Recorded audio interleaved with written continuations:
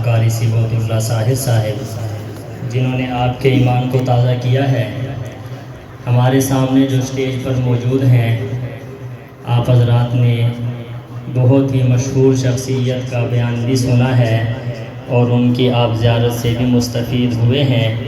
میری مراد مقرر شیر بیان واعظ خوش الحان حضرت مولانا قاری محمد کفایت اللہ صاحب لیہ والے رحمۃ اللہ علیہ، جو آج ہم میں موجود نہیں ہیں، لیکن ان کی آواز آج بھی ہمارے کانوں میں گونج رہی ہے۔ پچھلے سال بھی ہمارے جامع مسجد اہل سنت والجماعت صدر بازار والی میں وہ سالانہ رحمت للعالمین کانفرنس میں تشریف لائے تھے۔ ان کے فرزند ارجمند حضرت مولانا قاری محمد عبید اللہ صاحب آپ سب حضرات کے سامنے موجود ہیں۔ ان کا بھی آنا جانا ہنولی میں ہے، ان کے والد محترم کا بھی آنا جانا ہنولی میں تھا، اور ان کے دادا محترم قاری محمد عطا اللہ صاحب، ان کا تعلق بھی ہنولی کے ساتھ اور والد محترم کے ساتھ تھا۔ میری آپ سے گزارش ہے کہ آپ ان کا بیان بھی دل جمی سے سنیں۔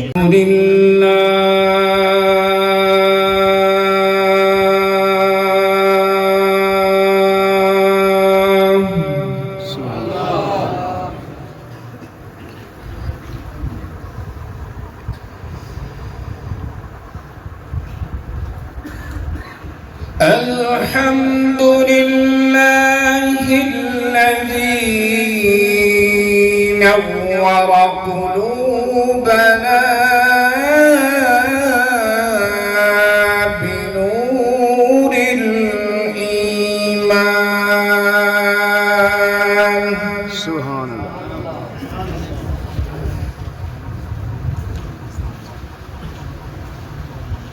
وشرح صدورنا بالأحاديث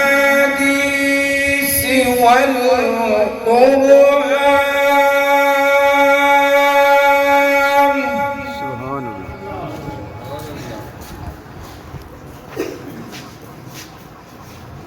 وصل على جميع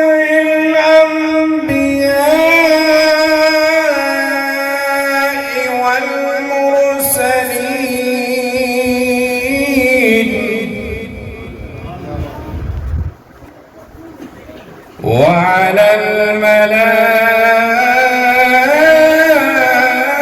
الملائكة المقربين وعلى عباد الله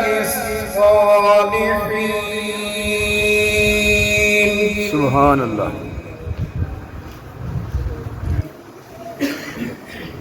أما بعد فأعوذ بالله من الشيطان الرجيم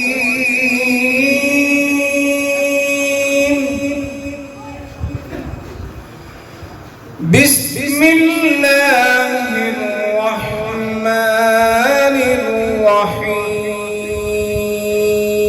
الرحيم سبحان الله أفحسبتم أنما خلقناكم عبثا وأنكم إلينا لا ترجعون سبحان فتعالى الله الملك الحق لا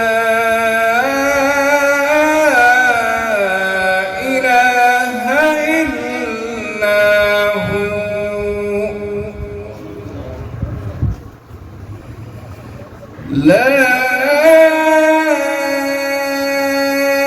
إله إلا هو رب العرش الكريم سبحان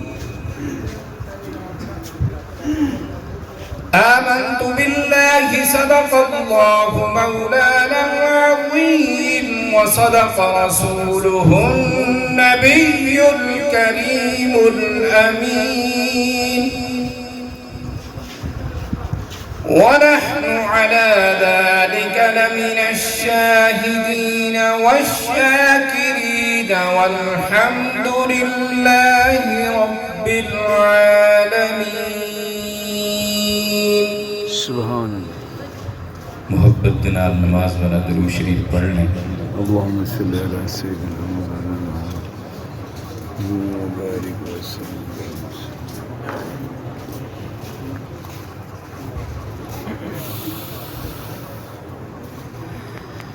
نماز اچھی، روزہ اچھا، حج اچھا، زکوٰۃ اچھی. نماز اچھی، روزہ اچھا، حج اچھا، زکوٰۃ اچھی، مگر میں باوجود ان کے مسلمان ہو نہیں سکتا. اور جب تک نہ میں کٹ مروں خواجہ مدنی کی عزت پر، خدا شاہد ہے کامل میرا ایمان ہو نہیں سکتا. ایک مرتبہ دوبارہ درود شریف پڑھ لیں. اللہم صلی علی صلی سیدنا علی محمد وعلی محمد وبارک وسلم. آل محمد. محترم دوستو، بزرگوں، علماء کرام، عزیز طلباء کرام، بھائیو، السلام علیکم ورحمۃ اللہ وبرکاتہ. آپ حضرات کا تشریف لے آنا اس محفل بابرکت میں اللہ پاک قبول فرمائے آمین. اور مجھ عاجز کو شرح صدر کے ساتھ بیان کرنے کی توفیق عطا فرمائے. آمین. اس کے بعد آپ کو اور مجھ کو عمل کرنے کی توفیق عطا فرمائے آمین. اور مرتے وقت ہم سب کو کلمہ طیبہ نصیب فرمائے. اللہ پاک حضرت قاری صاحب کو جزائے خیر دے. مولانا محمد یعقوب رحمۃ اللہ علیہ، یہ ان کا لگایا ہوا گلشن ہے. الحمدللہ آباد و شاد رہے. یہ آپ حضرات کے لیے، ہم سب کے لیے اللہ پاک اس کو ذریعہ آخرت بنائے. زمین کے اوپر جہاں قرآن مجید کی تلاوت ہوتی ہے، آسمان والوں کے لیے وہ جگہ ستاروں کی طرح چمکتی ہے. جیسے ہم یہاں سے آسمان میں دیکھتے ہیں تو ہمیں ستارے چمکتے ہوئے نظر آتے ہیں، تو فرشتے بتاتے ہیں کہ جس گھر میں، جس جگہ میں قرآن مجید کی تلاوت ہوتی ہے، وہ جگہ ہمیں ایسے چمکتی ہوئی نظر آتی ہے. سبحان.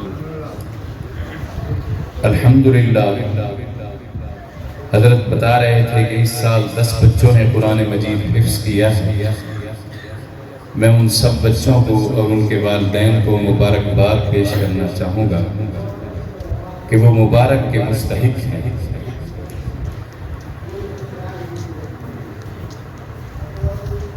دارالعلوم دیوبند میں دارالحدیث کا ایک بچہ فوت ہو گیا. افغانستان سے وہ پڑھنے کے لیے آئے ہوا ہے.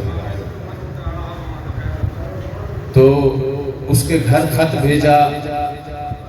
خط پہنچتے پہنچتے 6 مہینے لگ گئے. انہوں نے بچے کو وہیں دفن کر دیا. تو اس بچے کے والدین دارالعلوم جب پہنچے تو انہوں نے پوچھا کہ کیا ہوا، کیسے ہوا. انہوں نے کہا ایسے ایسے اللہ کو پیارے ہو گیا، ہم نے تو یہیں دفن کر دیا. انہوں نے کہا ہم نے بچے کو لے کے جانا ہے. تو حضرت قاری طیب صاحب رحمۃ اللہ علیہ غالباً اس وقت محتمم تھے.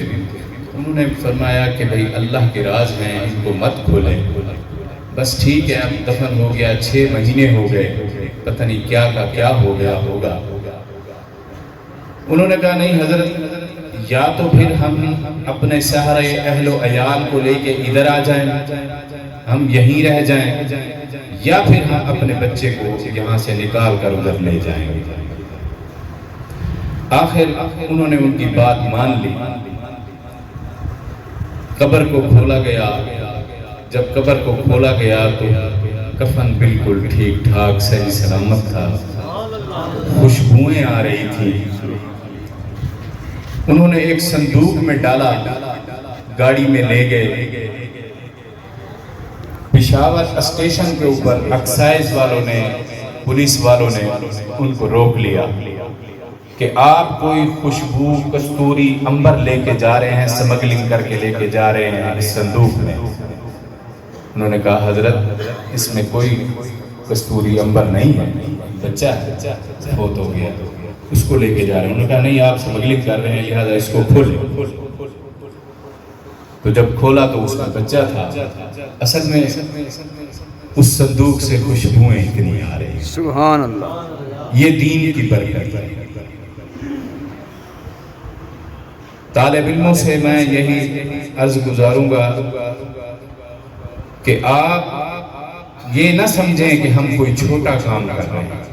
نہیں, دنیا کی سب سے بڑی ڈگری آپ حاصل کر رہے ہیں. سبحان اللہ. بے شک اللہ پاک آپ کو قرآن مجید صحیح یاد کرنے کی توفیق عطا فرمائے اور اس کے اوپر عمل کرنے کی توفیق عطا فرمائے. ایک اور واقعہ لکھتے ہیں بزرگ کہ انگریز آیا تو اس نے آ کے مولوی صاحب کو کہا کہ آپ بچوں کو کیا پڑھا رہے ہیں, قرآن پڑھا رہے ہیں, حدیث پڑھا رہے ہیں, ہمیں دیکھیں ہم سائنس پڑھا رہے ہیں, ریاضی پڑھا رہے ہیں, بیالوجی پڑھا رہے ہیں, کیمسٹری پڑھا رہے ہیں, کتنے فن پڑھا رہے ہیں. انہوں نے کہا اچھا ٹھیک ہے. وہ اس انگریز کا بچہ ساتھ تھا. مولوی صاحب نے کہا سامنے ایک وضو کا تالاب بنا ہوا تھا. انہوں نے اس بچے سے پوچھا بتاؤ بیٹا یہ اس تالاب میں کتنے پیالے پانی ہیں. بچہ چپ ہو گیا, کیا کہتا, اس کو سمجھ ہی نہیں آ رہا تھا بھئی اس تالاب میں کتنے پیالے پانی نکلے. تو انہوں نے سامنے اپنے مدرسے سے ایک بچے کو بلایا اور اس کو کہا بیٹا ادھر آؤ, یہ بتاؤ اس تالاب میں کتنے پیالے پانی نکلے. تو اس بچے نے فوراً جواب دیا. انہوں نے کہا حضرت یہ پیالے کے اوپر منحصر ہے, اگر پیالہ اس تالاب جتنا ہے تو ایک پیالہ پانی ہے, اگر پیالہ اس تالاب کے آدھا ہے تو 2 پیالے پانی ہوگا.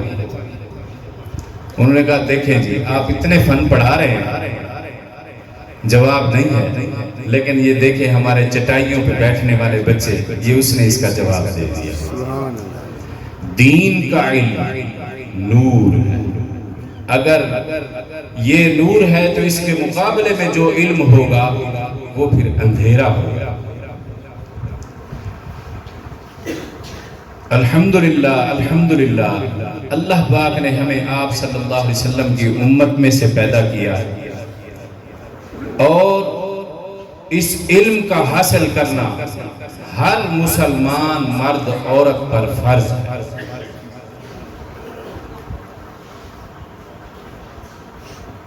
بنیادی علم جاننا ہر مسلمان مرد عورت پر فرض ہے اور اس علم کے اوپر عمل کرنا ہمارے اوپر ضروری ہے. ہمیں جاتے ہیں باہر, کہیں مسجد میں کھڑے ہوتے ہیں, یقین کریں بڑے سوٹڈ بوٹڈ آدمی ہوتے ہیں, دیکھتے ہیں داڑھی والا ہے, چلو جی جماعت کرا لیں, تو ہم ان کو پیچھے سے کہتے ہیں تکبیر پڑھ لو, تو کہتے ہیں مولوی صاحب تکبیر تو سب نہیں آتی, تو آپ ہی پڑھ گئے. کیا فائدہ اتنی تعلیم حاصل کرنے کا کہ تکبیر کا پتہ نہیں ہے. اللہ تعالی ہم سب کے حال پر رحم فرمائے, اللہ تعالی ہم سب کو ہدایت عطا فرمائے. اگر تکبیر نہیں آتی ہوگی تو نماز کس طرح آتی ہوگی, پتہ نہیں نماز میں کیا پڑھتے ہوں گے. اور پھر ہماری جو نمازیں ہیں وہ ایسے پھس پھسی سی, کوئی ان میں جان نہیں ہے, ایسے پڑھ رہے ہیں جیسے کوئی قرض ادا کر رہے ہیں.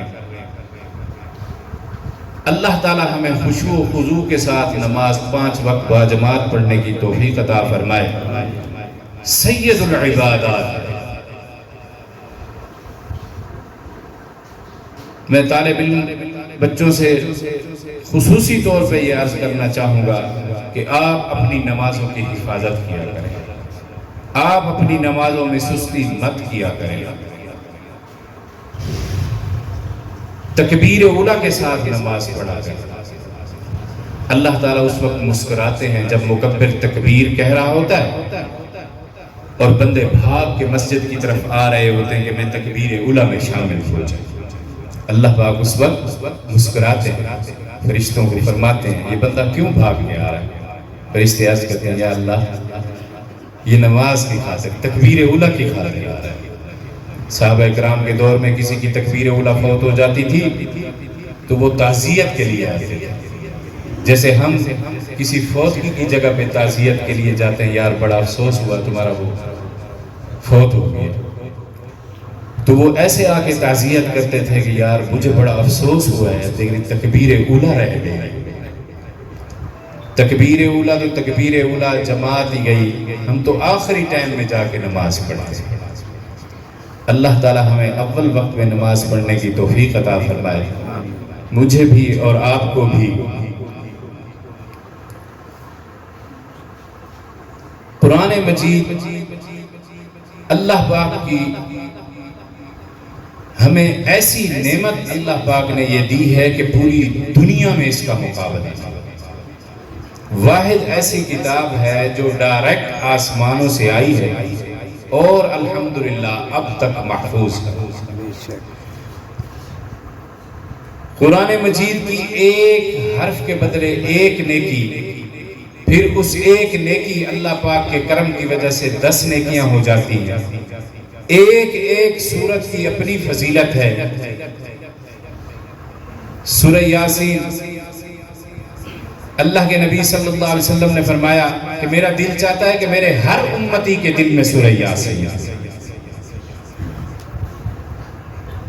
ایک دفعہ بندہ خلوص دل کے ساتھ اللہ کی رضا کے لیے سورہ یاسین پڑھ لے، اللہ پاک تمام صغیرہ گناہ بندے کے معاف فرما دے اس سورت کی برکت سے۔ سورہ اخلاص ایک دفعہ پڑھنے سے تہائی قرآن مجید کا ثواب۔ سورہ واقعہ روزانہ مغرب کے بعد پڑھیں، اللہ پاک کبھی گھر میں فاقہ نہیں عطا دیا۔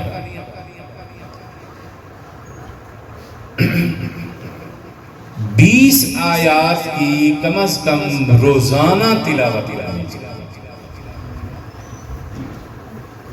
صبح صبح لازمی قرآن مجید کی زیارت کرنی چاہیے۔ اگر آپ اپنے گھروں میں برکت چاہتے ہیں، رحمت چاہتے ہیں، آپ دیکھیں گے، آپ صرف 2 دن 3 دن مسلسل یہ کر کے دیکھیں، اللہ پاک انشاءاللہ گھر میں برکتیں نازل کرے گا۔ سبحان اللہ۔ آپ گھر میں تشریف لائیں، کوئی ہے نہیں ہے، السلام علیکم آپ کے کہیں گے، اس کے بعد سورہ اخلاص پڑھیں، اس کے بعد درود شریف پڑھیں، آپ کے گھر میں برکتیں برکتیں۔ اللہ تعالیٰ کا ذکر کریں۔ اللہ تعالیٰ نے قرآن مجید میں فرمایا ہے وَلَذِكْرُ اللَّهِ أَكْبَرُ، کہ بے شک اللہ کا ذکر بہت بڑی چیز۔ فرماتے ہیں کہ ذکر کرنے والا انسان زندہ ہے اور ذکر نہ کرنے والا انسان مردہ۔ ایسے ہی اللہ پاک کی ہر چیز ذکر کرتی ہے۔ صاف پانی ذکر کرتا ہے، چلتا ہوا پانی ذکر کرتا ہے، سفید کپڑا جب تک صاف ہے وہ اللہ پاک کی تسبیح بیان کرتا ہے، درخت اللہ پاک کا ذکر کرتے ہیں جب تک سرسبز ہیں، جیسے ہی وہ سوکھ گئے ایسے سمجھ لیں ان میں سے روح نکل گئی ہے، وہ مر گئے ہیں پھر وہ ذکر نہیں کرتے۔ انسان کو بھی ایسا سمجھ لیں کہ جو اللہ پاک کا ذکر نہیں کرتا وہ ایسا سمجھ لیں مردوں کی مانند، وہ زندہ نہیں۔ آپ صلی اللہ علیہ وسلم نے صحابہ کرام سے فرمایا کہ ہر جوڑ کا صدقہ دیا کرو۔ انسان کے جسم میں 360 جوڑ ہیں، ہر جوڑ کا صدقہ دیں۔ صحابہ اکرام نے عرض کیا یا رسول اللہ صلی اللہ علیہ وسلم کس طرح دیں؟ 1 درہم بھی دیں تو 360 درہم بنتے ہیں، غریب آدمی ہیں، کہاں سے اتنے پیسے لائیں، اتنا صدقہ دیں؟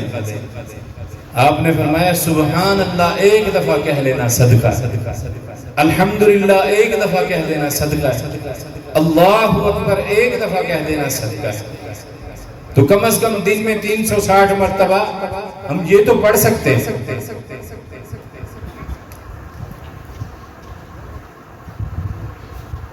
اللہ پاک ہم سب کو اپنا ذکر کرنے کی توفیق عطا فرمائے۔ اللہ تعالی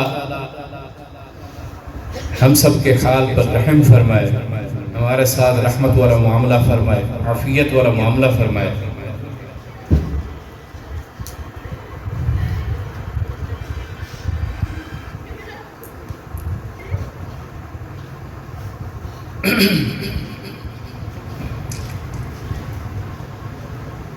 مجھے حضرت نے فرمایا کہ 10 سے 15 منٹ آپ نے بیان کرنا ہے، پھر ہمارے مہمان بیٹھے ہیں تو ان کا وہ بیان ہوگا۔